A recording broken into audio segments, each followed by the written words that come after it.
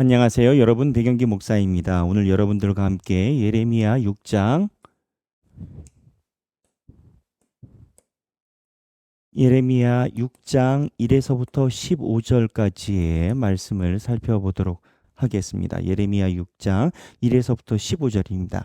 여기에서 보면은 1에서부터 8절까지의 하나님께서 이스라엘 백성들을 향해 질책하시는 부분이 나오고, 그 다음에 9절부터 이제 15절까지 두 계층에 대한 하나님의 지적, 세부적인 지적이 나옵니다. 첫 번째는 이스라엘 백성에 관련된 지적을 하시고요. 두 번째는 이스라엘 백성들의 영적인 지도자, 제사장들에 대한 하나님의 질책이 나옵니다. 이 질책을 볼 때 우리가 신앙생활에서 어떠한 부분을 하나님께서 싫어하시고 어떠한 부분을 지적하시는지 우리가 살펴볼 수가 있습니다. 먼저 1에서부터 한 절 한 절 살펴보겠습니다. 베냐민 자손들아, 예루살렘 가운데에서 피난하라. 자, 여기 베냐민 자손이라는 표현은 지금 남아있는 유다 왕국을 이야기를 합니다. 왜 베냐민 자손이라고 이야기를 하냐면, 이스라엘 백성이 북과 남으로 나누어질 때 남쪽에 유다 지파하고, 그리고 사울의 지파였던 베냐민 지파, 그러니까 다윗의 지파하고 사울의 지파가 남쪽 유다로 해가지고 남쪽으로 합류돼서 한 지역을 이룹니다. 그러니까 지금 남아있는 남유다, 북은 이미 망했죠. 남유다에 있는 사람들의 지파는 유다 지파하고 베냐민 지파입니다. 그런데 베냐민 지파라고 지적하는 게 이제 유다와 베냐민이 똑같은 왕족으로 보고 있기 때문인 건 거죠. 그래서 이 베냐민 자손들아, 예루살렘 가운데서부터 피난하라, 도망가라라는 소리입니다. 왜? 하나님이 재앙을 내리실 거니까. 그래서 두고아에서 나팔을 불고 베닷게렛에서 깃발을 들라. 재앙과 큰 파멸이 북방에서 욥보와 오민이라. 북쪽에 있는 초소의 도시에서부터 경고를 울리라는 겁니다. 2절, 아름답고 우아한 시온의 딸을 내가 멸절하리니. 지금 하나님께서 화가 나셔서 예루살렘을 멸망시키신다라는 거죠. 목자들이 그 양떼를 몰고 와서 주위에 자기 장막을 치고 각기 그 처소에서 먹이리로다. 주의 시온의 장막을 치고 그 처소에서 먹이리로다. 4절, 너희는 그를 칠 준비를 하라. 일어나라. 우리가 정오에 올라가자.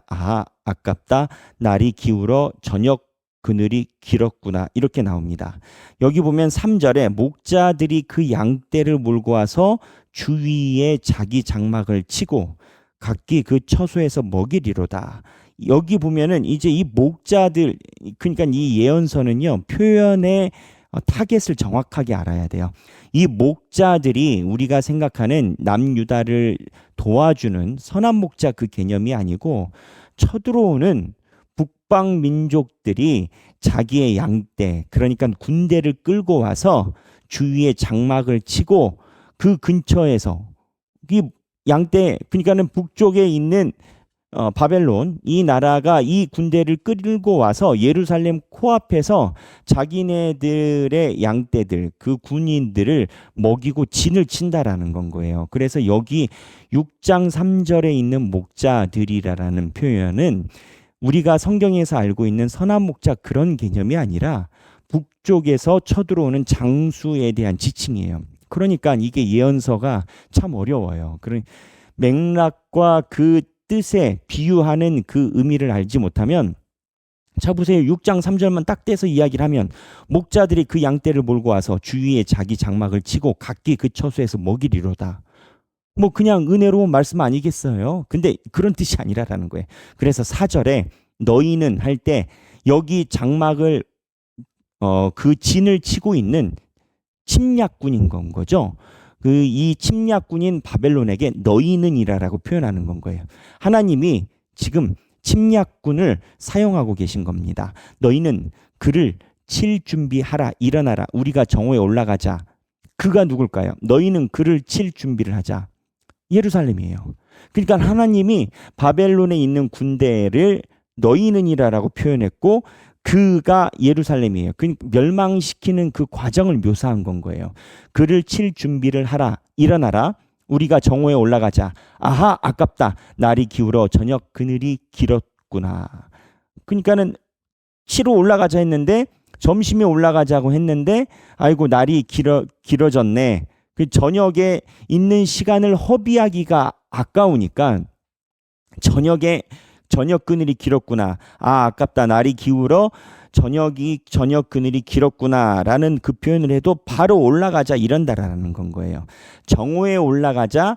아, 아깝다. 날이 기울어 저녁 그늘이 길었구나라고 이야기를 해서 점심이 돼도 저녁이 이제 반나절밖에 안 있지만 그래도 올라가자 한다라는 거예요. 그러니까 침략군이 마음이 급하다라는 거예요. 5절 일어나라 우리가 밤에 올라가서 그 요새들을 헐자 하도다. 해가 떨어졌어요. 근데 해가 떨어지면 군대가 침범하기가 뭐 준비가 필요하잖아요. 사실 야간에 침범하는 경우도 많이 있지만 야간에 침범하면 침범하는 군대도 힘이 들어요. 근데 저녁에 올라간대요. 만군의 6절 만군의 여호와께서 이와 같이 말하노라 너희는 나무를 베어서 예루살렘을 향하여 목책을 만들라 이는 벌받을 성이라 그 중에는 오직 포악한 것뿐이니라. 여기 너희는 누구예요? 침략군한테 하나님이 명령하시는 거예요. 목책이 뭘까요? 예루살렘을 향하여 목책을 만들라. 목책은 나무로 만든 사다리 같은 겁니다. 공성전 할 때 성이 높잖아요. 그래서 옛날에 전쟁 영화 같은 거 보면 와 하고 소리 지르고 막 달려가서 성벽에다가 사다리를 대요. 그럼 사다리를 타고 올라가. 그럼 군대가 어느 정도 올라갔을 때 위에서 어떻게 사다리를 밀어버려. 사람 떨어지게. 그럼 사람 떨어지면 다치죠. 높은 데서 떨어지면 다치지. 근데 여하튼 성을 무너뜨릴 때 이 성벽을 올라가기 위해서 사다리를 끌고 올리는 것. 이거를 이제 이야기를 하는 건 거예요. 나무를 베어서 예루살렘을 향하여 목책을 만들라. 이는 벌받을 성이라. 벌받을 성이 어디예요? 예루살렘. 지금 누가 얘기를 하고 있는 건 거예요? 하나님이 바벨론, 그러니까 침략군에게 명령하고 있는 장면을 보여주는 건 거예요. 그러니까 이 장면을 볼 때 예레미야 마음이 어떠했겠어요? 하나님이 우리가 이방신이고 할례받지 않은 민족들에게 하나님이 명령하셔서 하나님의 자손인 우리를 치고 있는 장면을 보는 건 거예요. 우리 하나님이 하나님을 섬겼다라고 하는 내 민족을 멸망시키기 위해서 할례도 받지 않았던 우리가 지적했던 그 군대를 일으켜서 명령하시는 장면을 보고 있는 건 거예요. 자, 7절이에요. 샘이 그 물을 솟구쳐 같이 그가 그 악을 드러내니 폭력과 탈취가 거기에서 들리며 질병과 살상이 내 앞에 계속하느니라. 그러니까 이렇게 멸망시키는 이유가 뭐예요? 예루살렘 나라가 정의가 없다라는 거예요. 공의가 없다라는 거예요. 8절 예루살렘아 너는 훈계를 받으라. 그리하지 아니하면 내 마음이 너를 싫어하고 너를 황폐하게 하여 주민이 없는 땅으로 만들리라. 주민이 없는 땅, 이거는 완전 쑥대밭을 만든다라는 얘기입니다. 지금 우리나라 그 세계가 가지고 있는 개념에는 이해가 잘 안 되는 황폐함의 개념이에요. 무슨 얘기냐? 지금은 전쟁이 났어요. 히로시마에다가 원자폭탄을 투하했어요. 히로시마에다가. 그럼 히로시마가 도시죠? 원자폭탄이 터졌죠? 그렇지만 히로시마는 지금도 있어요. 도시는 있다고요. 근데 고대는 그러지 않아요. 고대는 일단 인구가 많지 않았고 도시라라는 것이 사람들이 모인 그 거점이 도시였어요. 그래서 성경과 구약에 나오는 도시들을 연구하다 보면 지금 존재하지 않는 도시들이 많이 있어요. 인류의 역사에 보면 도시 자체가 없어진 도시가 많다고요. 여러분들도 뭐 아시는 거 있지 않겠습니까? 그러니까 전쟁이 났을 때 그 도시 자체도 사람들이 다니지 않는 황무지로 만들어 버린다라는 거예요. 그 도시를. 후대에도 사람이 거주하지 않는다라는 거예요. 그 엄청난 재난을 이야기를 하시는 거예요. 근데 이렇게 재난을 이야기를 하시는 이유가 9절에부터 나와요. 만군의 여호와께서 이와 같이 말씀하시되 포도를 따듯이 그들이 이스라엘의 남은 자를 말갛게 주우리라. 그들이 누구냐? 침략군. 침략군들이 이스라엘의 남은 자, 칼을 피한 생존자를 다 죽인다라는 거예요. 너는 포도 따는 자처럼 내 손을 광주리에 자주자주 놀리라 하시나니. 자, 이 문구를 성경을 여러분 보면서 의문을 가지고 성경에 있는 내용을 이해하려고 하면서 제 얘기를 들으셔야 돼요. 그래야 맛있어요, 성경이. 무슨 얘기냐? 너는 포도 따는 자처럼 내 손을 광주리에 자주자주 놀리라. 무슨 뜻일까요? 포도 따는 자처럼 내 손을 광주리에 자주자주 놀리라. 저는 잘 모르지만 포도를 따시는 분들이 혹시 이렇게 포도 딴 광주리, 이 등에다가 광주리를 달고 포도를 이렇게 따서 이렇게 집어넣나 봐요. 과일을 딸 때 하나 따서 갖다 놓고 하나 따서 갖다 놓고 이렇게 하지 못하잖아요. 그러니까 딴 포도를 모아놓는 광주리가 있어요. 근데 포도 재배가 끝나면 이 광주리를 이제 상품으로 나가든지 옮길 거 아니에요. 이 옮길 때 혹시 땄는데 중간에 남겨놓은 게 없나, 바닥에 붙어있는 것 없나 하고 손을 이렇게 살펴본다라는 거예요.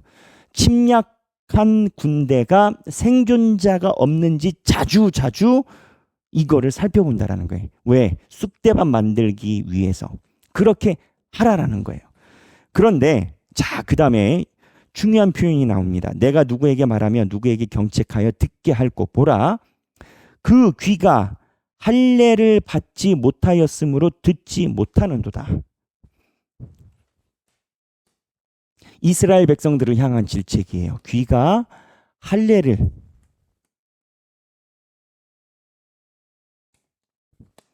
자, 할례가 남자들의 그 포경 수술과 같습니다. 그러니까는 남자의 살점을 뜯어내는 거죠. 그 살점을 뜯어내지 않으면 이제 그 삶이 다른 부위에 이렇게 덮이곤 하는 거죠. 결국 남아있는 닭뼈슬 같이 남아있고 생명에 큰 지장이 없고 유용하지 않은 살점을 뜯어내는 게 할례 포경수술의 개념인 거거든요. 근데 귀가 할례를 받지 않았대요.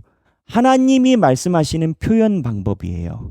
그러니까 하나님이 보실 때 이 듣는 귀가 하나님의 음성에 귀를 기울이는 할례 받은 귀가 있고 할례 받지 않은 귀가 있어요.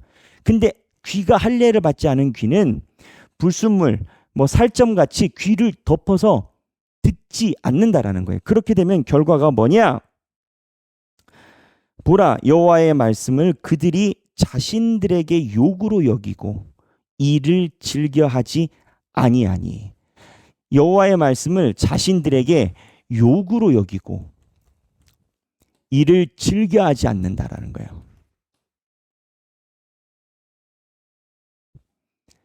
여호와의 말씀을 자신들에게 욕으로 여기고 즐겨하지 않는다라는 거예요. 역설적으로 한번 생각해 보세요. 하나님의 말씀에 대해서 관심이 없고 즐겨하지 않는 사람은 귀에 할례가 없다라고 하나님이 보는 거예요. 그러니까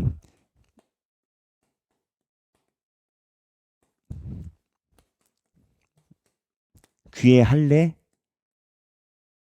이 표현에 우리가 집중해 볼 필요가 있어요. 지금 하나님께서 이스라엘 백성들에게 말씀하시는 1차적인 접근은 내 말을 들으라라는 거예요. 근데 안 듣는 자는 귀에 할례가 안 되어 있는 거고, 할례가 하나님의 백성이냐 아니냐의 상징이에요. 그러니까 귀에 할례가 없다라는 표현은, 귀에 할례가 없다라는 표현은 하나님의 백성이 아니다라는 소리예요. 그런데 이 사람들의 특징이 있어. 할례를 받지 않은 사람들의 특징이 있어. 보면 10절 하반부에 여호와의 말씀을 그들이 자신들에게 욕으로 여기고 즐겨하지 아니하며, 그때나 지금이나 하여튼 하나님께서 하시는 말씀을 자신들이 욕으로 여기고 즐겨하지 않는데요. 이게 굉장히 중요한 본문입니다. 제가 여러 번 얘기를 했지만 사도행전에 보면, 우리 1:1 제자교육에 보면 하나님의 음성에 대한 분별법의 사례로 성경에 구절이 2개 나와요. 사도행전 2장에 있었던 베드로가 초대교회 전도 설교했었던 내용, 그 설교를 듣고 초대교회가 5천 명 뭐 막 그렇게 모였죠. 그리고 똑같은 내용을 가지고 7장에 스데반 집사님이 설교를 한 내용. 근데 회중은 똑같아요. 똑같이 예루살렘 교회에서 일어난 일인 거거든요. 그냥 예루살렘에서 했어요. 근데 베드로가 설교했었던 그 내용을 듣고 하나님께 돌아온 성도가 초대교회를 이루었는데 스데반이 똑같은 내용을 설교를 했을 때 스데반을 죽였어요. 그러니까 하나님의 말씀이 선포될 때 어떠한 자세를 갖느냐라는 거예요. 이거 굉장히 중요합니다. 교회에서 설교를 하잖아요. 저희는 목회자들은 설교 사역을 하니까 똑같은 설교를 하잖아요. 그러면 두 개로 나눠요. 하나님께서 주시는 말씀이 오늘 내가 굉장히 찔려가지고 그래 내가 앞으로는 이렇게 살면 안 되겠다라는 하나님의 음성을 들은 것 같다. 이렇게 하는 성도가 있고요. 어떠한 성도는 많지는 않습니다만 있어요. 나 기분 나빠. 우리 목사님 뭐 언제 누구한테 들었나? 왜 맨날 이렇게 가는 성도가 있어요. 실제로 있어요. 물론 우리 하길교회는 없습니다만. 근데 지금 이 상황이 이스라엘 백성과 똑같은 건가요? 하나님이 얘기를 했을 때 귀가 할례를 받지 못하였으므로 듣지 못하는도다. 보라, 여호와의 말씀을 그들이 자신들에게 욕으로 여기고 이를 즐겨하지 아니하며, 그 하나님의 말씀인데 나 욕한다라고 생각한다는 거예요. 하나님의 말씀을 있는 말씀 그대로 받아야 되는데 나 욕한다라고 생각한다는 거예요. 그러면서 이를 즐겨하지. 그러니까 기분이 싫지. 싫으니까는 목사님들이 자꾸 설교하는 게 싫지. 재밌지 않아. 그러므로 여호와의 분노가 내게 가득하여 참기 어렵도다. 예레미야가 안에 분노가 가득하다. 못 참겠다. 그것을 거리에 있는 아이들과 모인 청년들에게 부으리니 남편과 아내와 나이 든 사람과 늙은이가 다 잡히리로다. 무슨 얘기냐? 너희들이 그러한 자세를 가진 것에 대한 재앙을 너희들의 영향권 안에 있는 자녀와 아이들에게도 다 임할 거라는 거예요. 재앙이라는 거예요. 너희들만의 문제로 끝나지 않는다라는 거예요. 여러분, 하나님을 잘 믿는 집안의 자녀들이 하나님을 잘 믿어요. 하나님을 잘 안 믿는 집안의 자녀들이 하나님을 믿기에는 없는 건 아니지만 쉽지 않아요. 생각해 보세요. 집에서 엄마 아빠가 맨날 교회 욕해. 그럼 자녀들이 어떻게 되겠어요? 교회에 대해서 부정적인 생각을 갖겠지. 그러니까 하나님이 자녀들을 벌하려고 하는 게 뭐 이제 너희들이 말 안 들으니까는 포로로 볼모로 삼겠다 이런 게 아니라 인과응보로 염소가 염소를 낳았기 때문에 염소를 벌할 때 같이 염소가 벌이 되는 건 거예요. 그러니까 우리가 가지고 있는 신앙의 자세가 우리 안에서 끝나지 않는다라는 거예요. 내가 귀에 할례를 받았는지 안 받았는지가 단순하게 끝나는 게 아니라 이 집안에 있는 전체, 지금 유다가 그렇다라는 거예요. 그래서 생각하기, 우리가 귀의 할례를 받는 방법, 이 귀의 할례라는 표현에 잘 집중해서 생각을 나눠볼 필요가 있어요. 내가 귀의 할례를 받는 방법이 무엇이 있을까?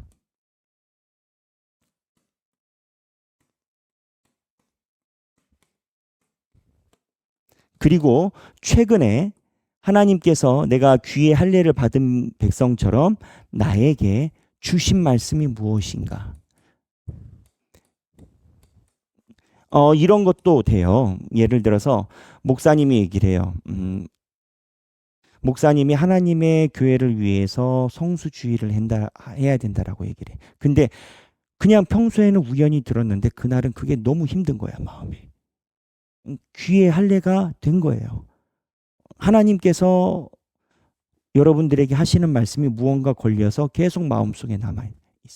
이게 긍정적인 겁니다. 좋은 겁니다. 하나님의 말씀이 내 삶에 걸리는 거고 귀에 할례된 사람들은 안 걸려. 안 걸려. 그리고 뭐라고 한다고요? 욕으로 여긴다고. 또 나 뭐라고 하네. 그게 아니라는. 그래서 여러분 생각하기, 내 귀에 할례가 될 방법이 무엇이 있을까? 그리고 주님께서 최근에 나에게 이렇게 할례된 자로서 주신 말씀이 무엇이 있는지, 또는 주신 생각, 다짐이 무엇이 있는지 한번 나눠보는 시간이 되면 좋겠습니다. 네, 오늘 조금 시간이 길었는데 6장 1에서부터 15절입니다. 행복한 성경 읽기 되시길 바랍니다. 감사합니다.